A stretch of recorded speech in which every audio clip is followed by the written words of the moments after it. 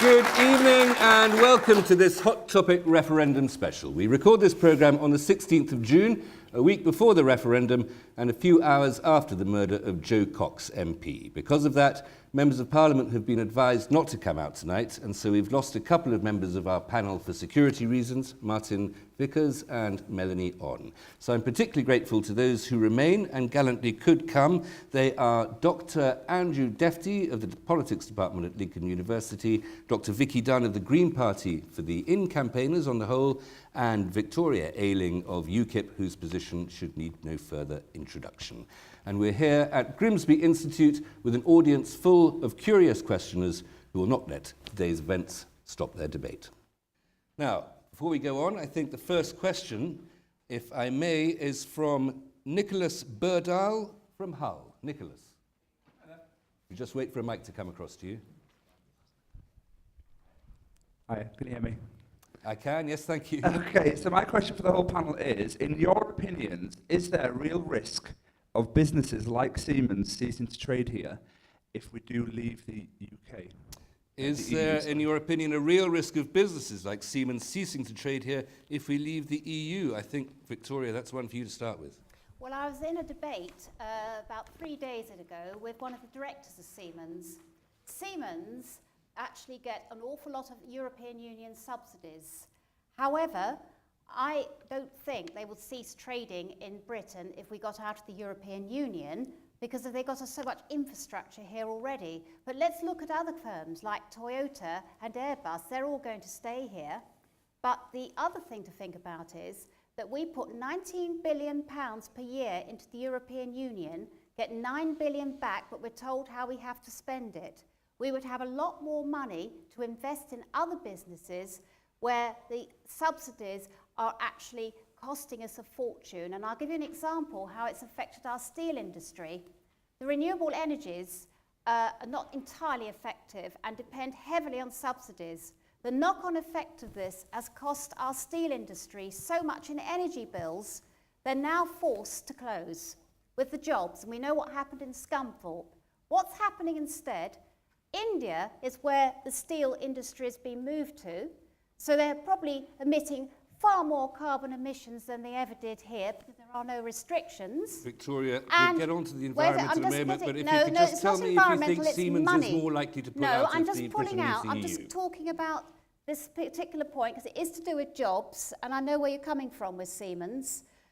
Then what happens is they ship the steel back over to England, which increases the emissions, but what's happened in effect? We've lost the jobs in steel. There's a few jobs maybe in renewables, which may or may not survive into the future. So there is a real risk.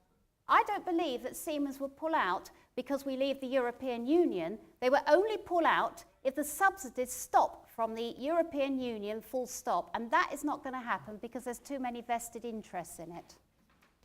Andrew. Look, this is a difficult question to know what's going to happen after the referendum.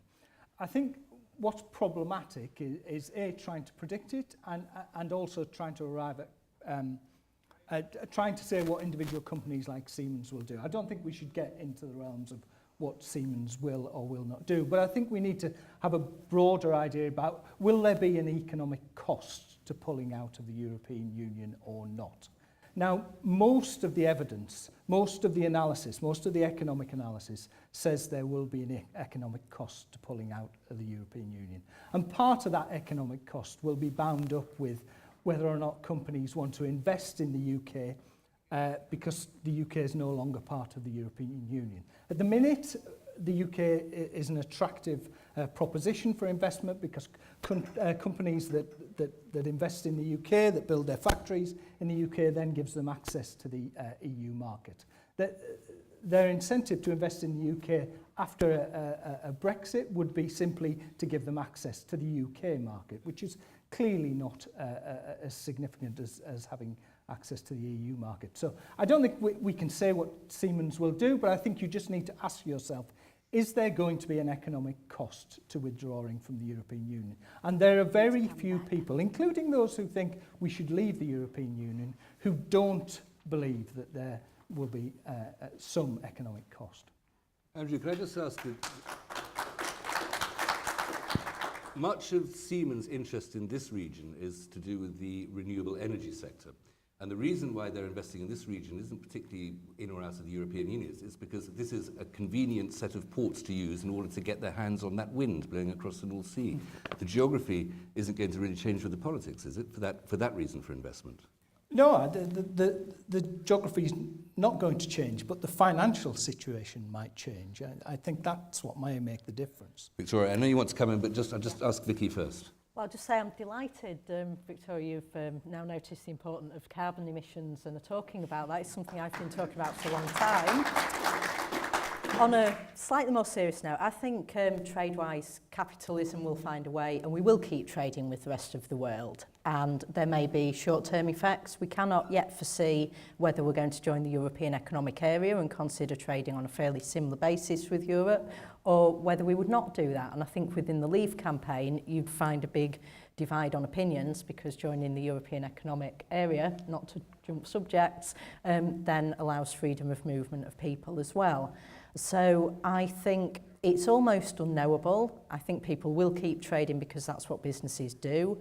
And I think in the event of an exit, the renewables industry would be at particular danger because they would be the first kind of subsidies which the right wing would want to get rid of. They're gunning for the Climate Change Act, and that would be the first kind of act to go. Victoria, you want to come back? I want to come back on that. The CO2 emissions were one of the reasons our steel industry were heavily penalised, which made them uncompetitive. I don't say I believe in climate change, but I want to get back to trade. There are 47 countries outside the European Union who have zero tariff trade with the European Union. We could be one of those. We will put our seat back on the World Trade Organization. There is no way the European Union will stop trading with Britain. We will have access to that whole market, but we would trade on our own terms. And I'll give an example of this. 5 million jobs in the European Union outside Britain are dependent on trade with Britain. There is no way they would want to risk those jobs. £11.5 billion per year Germany sell cars to our country. Now, if they said, oh, we're not going to allow zero tariff trade with Britain, within 24 hours, those German companies and an awful lot of other companies in the European Union will be kicking the door down of the bureaucrats to say, this is ridiculous. There is no way we would stop trading with the European Union. The difference is we'd be able to go to the rest of the world. Did you know at the moment, for example, Canada, one of our oldest Commonwealth allies, there is currently negotiations going between the European Union and Canada to try and get a trade deal. It's taken 7 years and still nothing's happened. Well, we don't need to go through the European Union if we leave. We do our own trade deal with Canada and anybody else where we want to trade. So there is no way there would be any problem with our trade, and Siemens would stay for the geographical reasons. You cannot say there will be no way. You cannot give that as evidence. It's not fact. Yes, but it's also... In your position, there is no way. You just said there is no climate change. Absolutely. Well, you obviously are devout. All I can say is you must be somebody who is devoutly to renewable energy and a Remainer, because the facts are at the moment we are being sucked down the drain with European Union bureaucracy and the ridiculous amounts we have to pay every year. Can't we do our own trade on the world stage? There's no way places like Siemens or any of these other firms are going to pull out because there are too many factors keeping them here. Little even distribution of time, but Vicky. I'd like to come in on the subject of trade deals, which also touches on the subject of sovereignty. Sorry, Hugh, for jumping around the subject. It's range.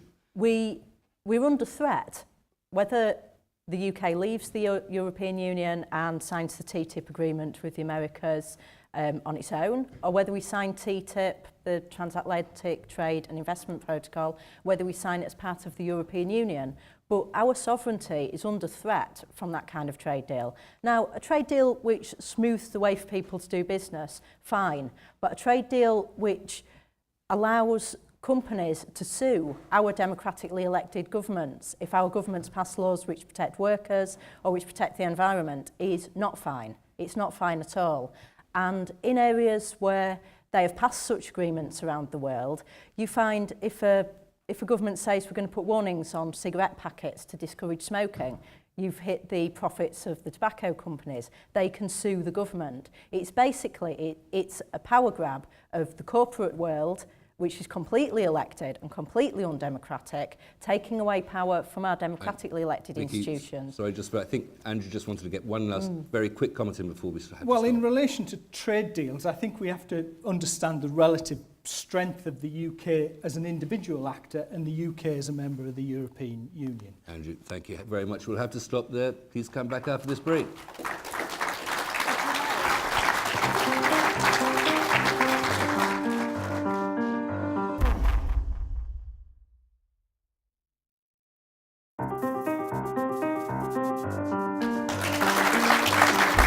And welcome back to this Hot Topic referendum special. I'm with Andrew Defty, Vicky Dunn and Victoria Ailing. We've just been talking about the economy, but it's time to take another question now from Brenda Griffiths of Horncastle. Brenda, please make yourself known.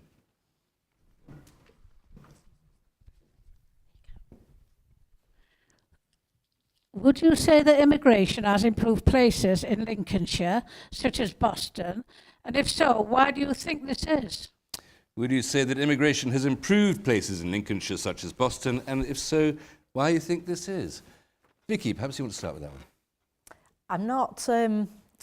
I'm not a regular visitor to Boston. What I understand about the situation in Boston is that it's had some of the highest immigration levels of people coming in to work in the agricultural sector, and compared to other places it's had more immigrants and faster from the European Union over a shorter number of years, and this has put pressure on the local services, and it has caused it has caused discomfort for the residents which were already there. So that's my understanding of the situation, and my hope would be that extra resources can be put there for the schools, for the healthcare, and if there is a feeling that wages are being undercut, then that should be strictly looked at by the Minimum Wage Commission and the people who promote those things. I would hope that trades unions are active within those industries and letting the new workers know their rights, and that the temporary difficulties which have been caused in that area can be moved over. But I don't think there's anything wrong with other human beings coming to live with other human beings. We're all quite similar, we're all human, and that's okay with me, and it's okay with my colleagues in the Green Party. You say you think that the presence of migrants down in Boston, southern Lincolnshire, might have caused the locals discomfort. And how did it cause them discomfort?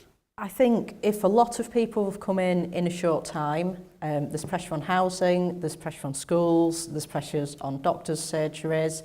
If you've got a difficulty, a lot of the children that are now coming into a class don't speak the language very well. You need additional support, and I believe there have been reports that the new workers undercut the existing workers in the agricultural sector, which is a low-pay sector anyway. So I can see that there have been local difficulties where somebody could look and go, the presence of these new people has definitely made my life less good than it was, and that needs addressing. Andrew, how has migration from Europe, or the relationship from migration from Europe and from outside Europe, how has that affected the political demographic, as it were? Well, we do know that most immigrants who come to this country come here to work, and indeed most of them do work. So actually what's kind of interesting from a political perspective is that David Cameron has come back from Europe with a deal about benefits for migrants, which is really largely meaningless because migrants to the UK are in general not claiming benefits, or only very tiny amounts. We also know that there is a perception that immigration, and particularly in South Lincolnshire, has placed strains on local services. However, research has indicated that in places like Boston, immigration may have actually helped to preserve local services, in particular preserve the existence of schools and things like the maternity ward in Boston Hospital. So the influx of immigrants has helped to fill gaps which have resulted from declining roles in schools and declining demand in the UK. There's also very little evidence that immigration into the UK has served to drive down wages. Now, we are talking about farm workers who are probably paid the minimum wage anyway, but in general, immigrants to the UK are paid considerably more than the minimum wage and tend to be more highly educated than the average citizen within the UK. So as a country, we've clearly benefited significantly from immigration. I think fast, rapid immigration into particular areas, such as happened in Boston, can create tension. We also know that concerns about immigration tend to be greater in those places where there's less immigration. And Boston and Lincolnshire as a county is a very kind of homogenous county, and there traditionally been very few immigrants, and yet the concerns about immigration seem to be greater. Victoria, how are immigrants improving the country? I'm the only one that actually lives in Boston. And I can speak from personal experience and from the residents I represent on the county council of the problems that we have about immigration. First of all, what used to happen, there used to be workers coming into the farms, not just from Boston, but from other areas in Nottinghamshire and Yorkshire, traditionally to work the fields. That's all stopped now, and is suspending the local economy. Instead, we have been flooded with European Union migrants. We have no control over our borders, and still they come.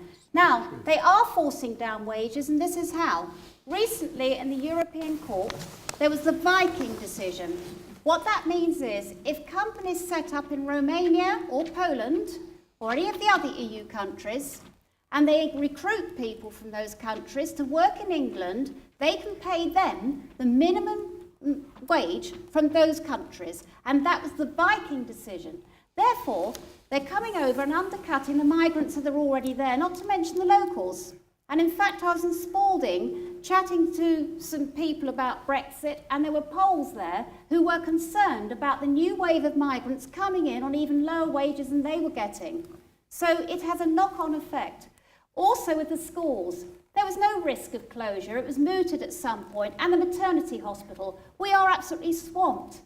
One example is Park School. 73% of migrant children there, and it's all very well saying maybe, thank you Vicky, that the government gives us more resources for them. Yes, they do, but it's still our money that is paying for this. For languages and other infrastructure, we cannot sustain it, and it's nothing to do with race, it's space. Victoria, and if you replicate Boston around the country, I suspect an awful lot more people will have concerns, and not just the residents of Boston. On the matter of that minimum wage, why is it that somebody would move from Bulgaria to Lincolnshire if they're only going to be paid still the minimum wage in Bulgaria? They will actually give them slightly more to make it worth their while. And then, of course, there's always our free NHS, our free schooling for their children. There's a lot more incentives, not just what they're actually paid by often crooked gangmasters. Vicky. I agree with Victoria, don't often say that, but if people are being undercut, and that is going on, then that is a matter which should be sorted, it should be stopped, it's not fair on them. The people are being exploited and workers are being pitted against each other in a race for ever lower wages. But the point I wanted to make is, I wanted to talk about another area that's been flooded and swamped by people who won't speak the local language and keep to their own customs, and they want their own shops with Heinz baked beans and Marmite and all the things they're accustomed to. Now, I think it's quite a good deal for the country that we've took all those retired people to Spain, where they can sort of live on their and call upon their health service and demand that the Spanish health service be presented in English for their requirements. And we've imported all these young, healthy, working-age taxpayers. We've not had to educate them, we've not had to grow them, and here they are. Spain, there was something in the paper the other day where somebody got moved, the British expatriate agreed, well, they got moved with by an airplane, put up in a hotel. You wouldn't get that in this country, and I can understand why they've gone to Spain, because we don't get that support in this country for our NHS. I'm not familiar with the case, so I can't comment. It was quite a big story on CFAX and thing, and like I say, there was this couple that were saying that they got taken into a hotel. They were the lady was put up in a hotel while her husband had an operation. Why is that? Yeah, why can they do that? But we have to pay migration to do that. Victoria, you want to answer that? I think you'll find that the expats actually have health insurance, because what it is, you're entitled to what the locals in that country have. They don't have an NHS in Spain, not like ours. So these expats are not actually, getting all this free treatment that they wouldn't be getting on the English NHS. They're actually having to pay some kind of insurance for this, and an awful lot of them come home anyway to get the treatment because they're still British citizens, even if they reside abroad, and they can still have the treatment. So I think you'll find that that argument isn't going to have legs. Andrew, perhaps you know something about this, or this may be a little bit too specific. It is for me. Well, actually, yes, and me too. We don't know how many British expats there are in Spain. You're absolutely right that the European Union allows you to have the same level of services as citizens in whatever state you happen to be in. I think actually what I liked about this exchange was to hear that UKIP was so concerned about the exploitation of immigrant workers in the UK. I think that's a very positive step, and it'd be nice to see a bit more of that concern, yes. Can I just point out, we don't blame the migrants for coming here. Who wouldn't, looking at the living conditions they probably come from? But it's a system that allows unlimited immigration, which has a knock-on negative effect on our own people. Just to put that point, Andrew said that you're concerned about the conditions of migrants in this country, but you don't mind their condition in other countries. Well, no, we cannot basically take the whole world and give them a better standard of living. That's physically which point impossible. We must go to a break, Victoria. Please join us again in a couple of minutes.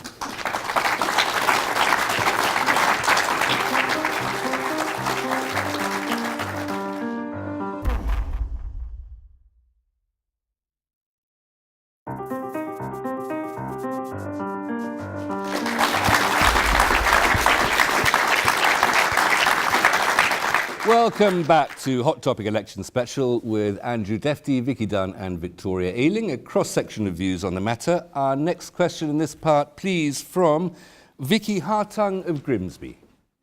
Vicky. Hi, yes, my question is, this area has benefited a great deal in recent years from European funding. And given the patterns of government investment nationwide, a disproportionate concentration of lottery money spending in the southeast, including the Olympics and arts and culture in general, why should we, in this area, vote to leave the EU and put our trust in the London establishment to take care of us? If I can distill that question a little bit, given the patterns of government spending and this area's reliance on European money, why should we prefer a Westminster government to a London government? Victoria. Well, I don't think the area has benefited that much, because if you look at what we put into the European Union, I've already touched on it, 19 billion a year we put into the European Union, get 9 billion back, which we're told what to spend on, which includes probably subsidies for this area. Well, perhaps let's just ask Vicky what you think is the spending that the European has put into this region, into this area. Well, I think obviously a lot to do with the renewables recently, and going back over the years, the Grimsby Auditorium, the fish market, all those things relied on European funding. So, especially in Grimsby, your hometown? Well, I'm thinking of Grimsby and this and North East Lincolnshire. But a lot of infrastructure spending here. No, but that's our money that we give away, an awful lot more than we get back with our money. And regarding changing the government, that is what you can do in the ballot box to get more money. It's up to your MP to fight for more money. But the thing is, whatever we put into the European Union, we get a little bit back of what we put in, and we're told what to spend it. But can I just point out... It's 0.5% of our national spending, and we're all in such paroxysms about it. I don't interrupt you. I haven't finished, because look at our steel industry. That's the area where jobs have been thrown away because of the European Union. And the other point to make out is that our fishing industry was destroyed predominantly by the European Union. We had a great fishing industry where 40,000 people... We might touch on that a little later. But 40,000 people employed in that industry, where are they now? We would not benefit... There were no fish, that's why they went. No, that's not true. Can I? There was No. fish, no, obviously. Well, there aren't now. 70% of North Sea cod is gone under European Union management or mismanagement. And 60% of our fish we get outside the European Union because of mismanagement. It is absolutely ridiculous. We were thrown out of Iceland, all our fishing effort went into the North Sea. Well, And that was before we were in the EU. well, you're obviously very pro-EU. Can I ask whether you're... Just because people disagree with No, you, Victoria, I'm not doesn't saying mean that. No, can I just point out that the European Union's declining market, at the moment, 37% of world trade is from the European Union. That's declining to 22% in 9 years. So we're part of a declining market on the world stage. We need to get out there and trade with the rest of the world. What's that got to do with fish? That's got a lot to do with fish, because if we controlled our waters, we could control our fish and our fishing industry and not have it hoovered away and swallowed up by all the other fishermen in the EU, while we get about 20% of the actual amount that's around our waters. It's absolutely crazy. Vicky, you wanted to make a point about how much it is that we give to the European Union. I just find it odd that 19 billion sounds like an awful lot of money, but the government's entire budget is about 750, 800 billion. So we're arguing about a really small percentage of our national budget. And we're getting into such a fuss about it. It gives us membership of this club. It gives us a way to trade and to communicate with our nearest neighbours, and it gives us a way, and this is the green point, you know, we're not always going about trade, we're interested in cooperation on cross-border issues and cooperation on climate change, cooperation on energy policy, cooperation on migration, cooperation on fish, as we've mentioned, and on other things that cross borders. It's good to have a forum where we talk to our neighbours. Now, I'm not some rabid pro-European. I have even had leave moments, but I am 52% Remain. I don't want to see what the right-wing forces would do to this country. To answer the lady's question, I don't think they give a lot of money to northern areas. When the government sits down and goes, so we've left. So how are we going to divide up this 19 billion that we've promised 25 times over during the campaign? No, I'm I don't sorry, I think much think of you've it got- is coming to this area. And- I think we're getting more Tory cuts, whatever Excuse happens. me. Sorry, Victoria. World trade, excuse me, I need to come back on this inaccuracy. Please let Andrew have a go World- as well. World- Victoria, yes, please, Victoria. yeah. Andrew. And you might like what I have to say. I mean, the inconvenient problem for the Remain campaign is, yes, we are a net contributor to the European Union. We pay more money into the European Union than we get out. But the other important thing to remember is, as you will well know, that was not always the case. And when Britain joined the European Economic Community in 1973, we were the basket case of Europe. We benefited significantly from European Union membership. Now, what the European Union does is it takes money from its member states and then it redistributes it across the European Union. Now, how you feel about that probably depends on how you feel about the redistribution of wealth. If you think that wealthy individuals should put money into a pot and then redistribute it to those that were less well off, then you probably think it's a good idea. If you'd rather people hang on to their money and accumulate as much as they can, then you probably don't really like the European Union. But there's also a very good argument for investing our money in the development of the less well-off areas of the European Union, because what we're doing is creating prosperity and creating markets for our goods elsewhere. But I think if we can just try and drag it back to your point, because I think it's a really important one, is that what another advantage of the European Union is they decide where to make those investments, and it gives us as citizens another kind of avenue, another opportunity when we think Westminster isn't working for us. And if you look at something like the Regional Development Fund, EU funding through the Regional Development Fund in the UK has tended to go to the poorer parts of the UK, to the north of England, but particularly to Scotland, Wales and Northern Ireland. And actually, interestingly, I was dropping my son off at Grimsby College the other day, and the Nunsthorpe campus was partly funded by the Regional Development Fund of the European Union. I just want to stop you there. Victoria, sorry, I want to get in a few more questions, Yeah, I if I just may. want to point If I out- could- sorry, Victoria. First- Good question, please, Can from... I need to come back on one point of inaccuracy. Very, very quickly. The World Trade Organization, we would be part of, we have a seat on it, we can negotiate our own trade deals with anybody else in the country, including European Union countries, and more importantly, anything that we save from getting out of the European Union, we can choose to Victoria, spend we are ourselves. at risk of repeating ourselves. Let's No, move on to the next but question, if I may. we control our From own money. Simon Bryson of Keelby. Simon. And just after that, is Adrian Campbell here? Yes. Thank you. Simon. Okay, what moral obligations do we have to stay in Europe? What moral obligations do we have to stay in Europe? And perhaps a similar question in slightly more dramatic form from Adrian Campbell. Which will be the first country? Which will be the first country we'll go to war with after we've left the EU? When will it happen, and what will it be about? Now, we can take those questions as we choose. Andrew, is it going to be Canada?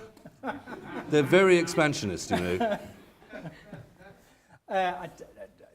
Let's deal with the first question first, which I think is a very interesting question. Do we have a moral obligation to remain in? And if we do, who's that obligation to? Do we have an obligation to the rest of the European Union? We've benefited from membership. We're now prospering, and then is it somehow wrong for us to pack up and leave? Your answer to that question will give you your decision next week. But actually, as someone who teaches young people, actually I think there's another moral obligation there, which is that it's the 18 to 24-year-olds who are most in favour of remaining in the European Union, but sadly less likely to vote. And those over 55s and over 60s who had a chance to vote last time, who are the ones most likely to go out this time and vote to leave. So I think perhaps we have a moral obligation to the younger generation to do what they want, rather than simply think about, particularly if we've had a vote before. Which Victoria, I know you don't think we've got any moral obligation to the European Union. Who's the first country we'd be going to war with? Well, first of all, I want to point out we have no moral obligation, I believe, to the European Union, but we do have to our old Commonwealth partners who have seen us through world wars thick and thin. We will not go to war with anybody because NATO has kept peace in our time, not the European Union. In fact, the mishandling of the Ukraine crisis just showed how the European Union could drag us into wars which we needn't be part of. So I don't believe we would go to wars. That's scare tactics. NATO has kept peace in our time. Vicky. Hang on a minute. Peace where exactly? Just because we haven't been killing millions of people in Europe, we've killed millions of people in Iraq. We've caused the destruction of Libya, a previously But stable that hasn't country. been because we've been either in or out of the European Nothing Union. to do with it. You know, we've still had wars, and you know, we will continue to have wars. I think we shouldn't forget that. I do think there's a serious point here, which is the European Union has been a vehicle for democracy and peace within Europe. It's not simply the threat of NATO that's created peace. It's actually the European Union. On that note, we're going to have to stop for a break. Forgive me. Join me again in a few minutes.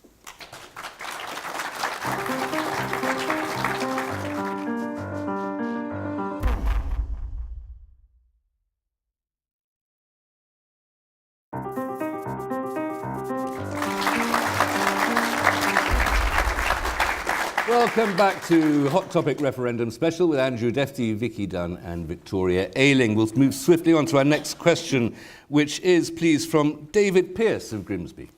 David?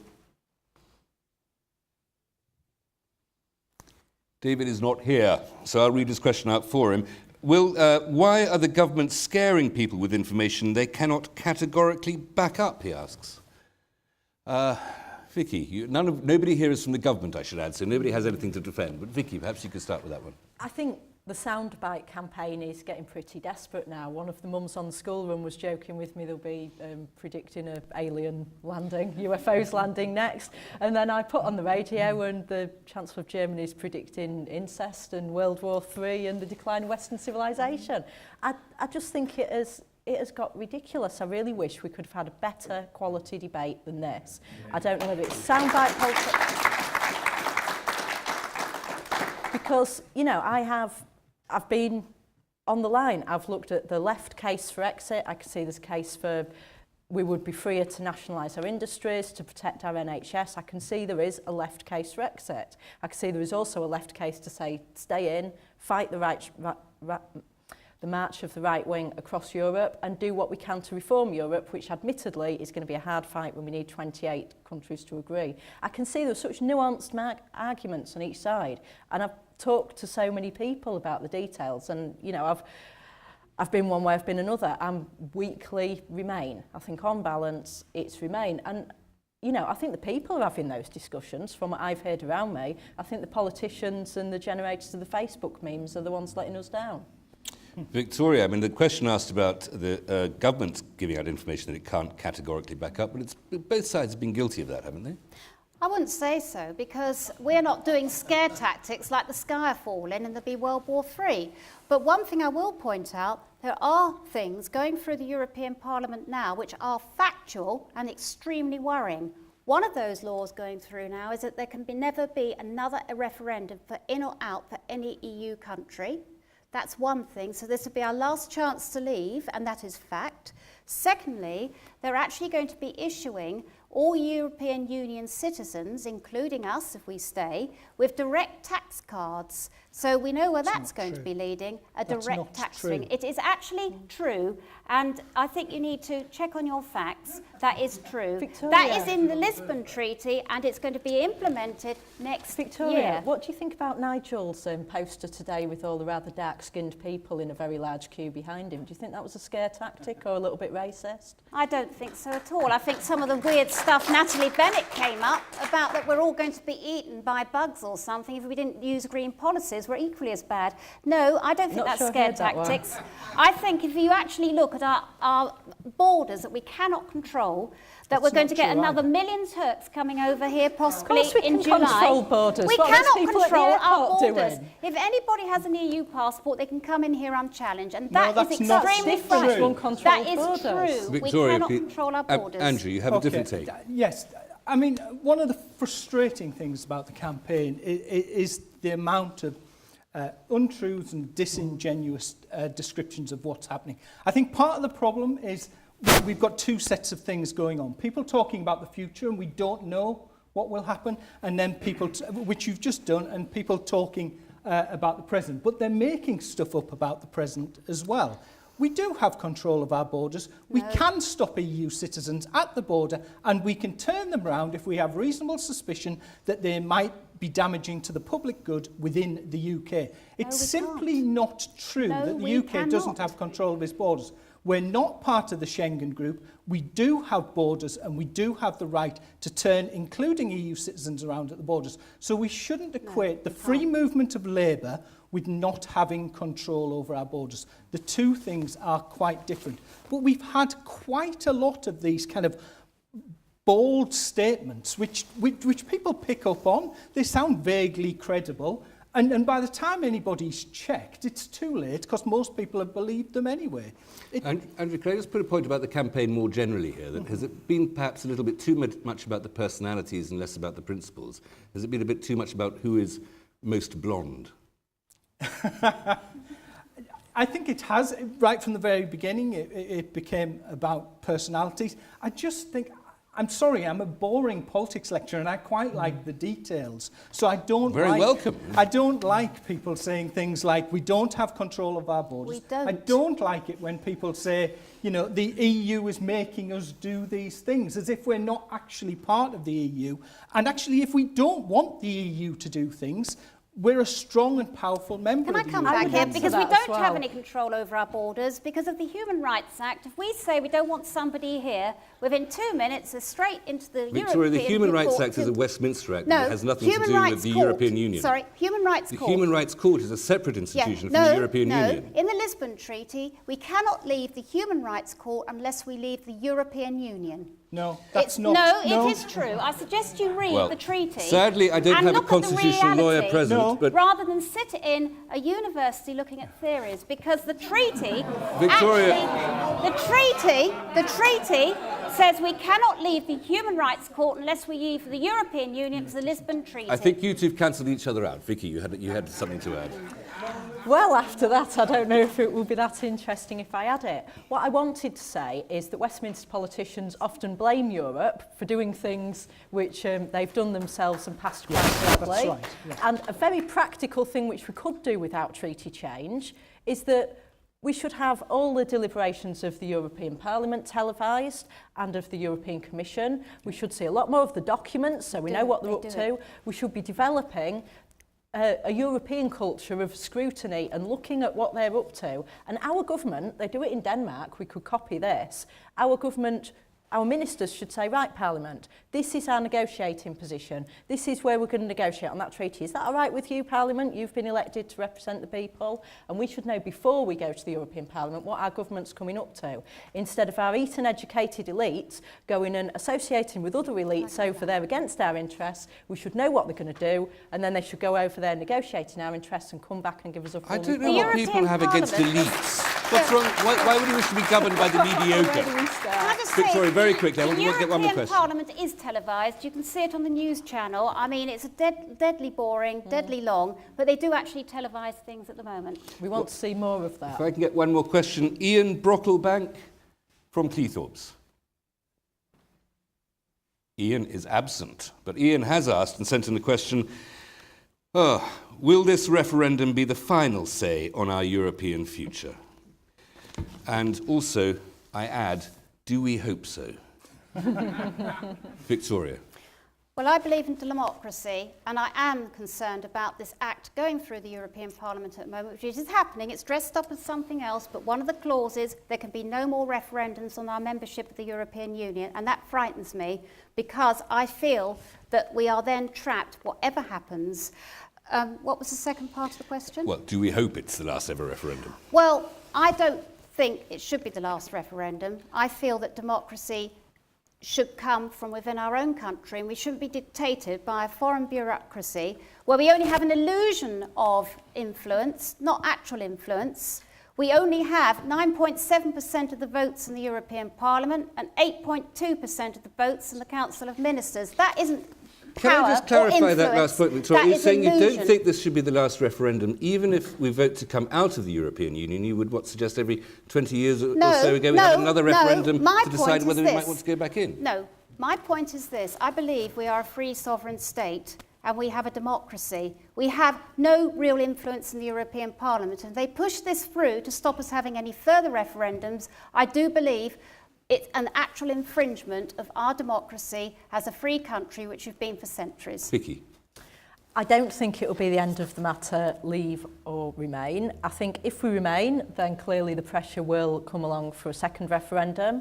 In Ireland, I think they ended up having about 3 referendums because they kept getting it not to the liking of the Europeans, so they made them have another one until they voted the right way. Clearly not the way to carry on in a democracy. And sorry, Vicky. Just one more thing, but I think the danger is if we leave, we've got 10 years of legislative chaos, because we've got to look at each bit of legislation and go, did we want that? And then the right wing go, no, that's environmental, that's social protection, we want to rip that up. And then we've got everybody else going, no, we don't want that. So Parliament's going to be gummed up for years if we leave. There's a 2-year process. Andrew, what's the mechanics of this? There's a 2-year process, that's all. Well, if I could just make a comment on the notion of having referendums. I sincerely hope it is the last referendum we have on membership of the European Union, but I somehow doubt that. What we know about referendums is they rarely settle anything. You only have to look at the Scots example for that. And actually, I think this has been a bad referendum. I think in some respects, it's a silly referendum. One of the fundamental problems with referendums is they ask us to make yes or no choices. And that's fine if you're being asked whether you like baked beans or not. But it's not really a very good way of deciding whether your country should be part of a large intergovernmental organisation. Sorry, I'm going to have to wind it up there, Andrew. Thank you very much. On that note, I say thank you very much to all 3 of you for coming onto this panel, especially some of you here at late notice. Thank you very much to this fascinating audience here at Grimsby Institute. The referendum is on the 23rd of June. Don't forget to vote. Bonne chance. Goodbye.